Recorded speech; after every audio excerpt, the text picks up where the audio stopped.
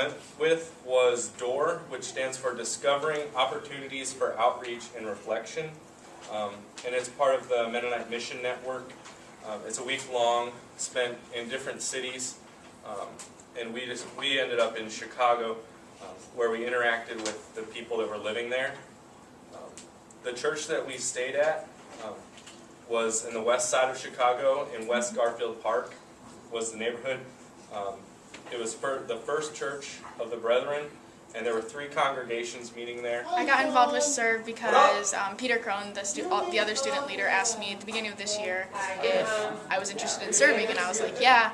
And so he kind of just took me up on that and like kind of took me under his wing, and we got it started.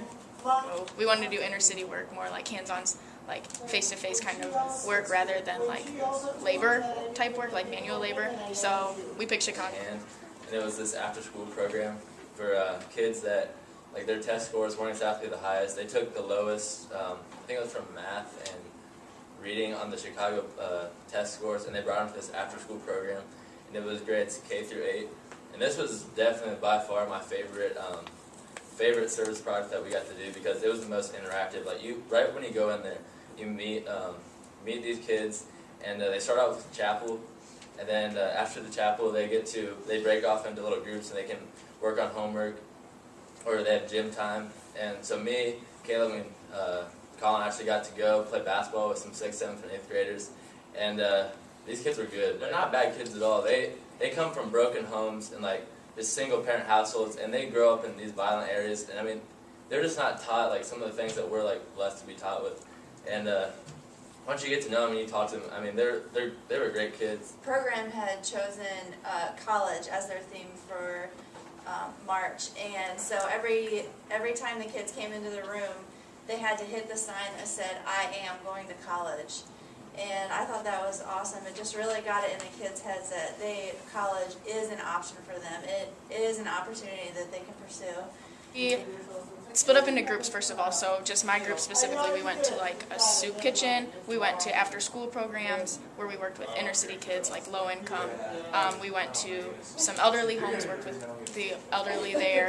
And we also did some gardening and got the gardens ready for spring planting. And that's just some of the things we did. My favorite thing had to just have been the group bond, like watching just our diverse group come from Bluffton. We had just different groups of people and just everyone coming together for one purpose, serving the Lord, and I love seeing that. So after coming back from Chicago, that was my highlight, just coming together, everyone, and kind of ending like a family. Like we all just didn't want to leave each other. We wanted to just stay together, stay another week. The morning before we left, this lady came to talk to us about the whole thing, and she asked everyone to share about the experiences, good, bad, and all that, and we all did. And as hopeless as I felt, because I just felt like there's really no hope for these people. Like all they know is gang violence and killing each other and just hating each other, and it was everywhere, even in the air, you could feel it. But she just said there's hope. Like the only thing you can do is pray to God, because God answers the prayers of young people. And that was very reassuring for me, because I was like, well, I can pray for them. We do service projects. We try to at least once a month, so if you want to get involved, just contact me or Peter, and we'll get you done.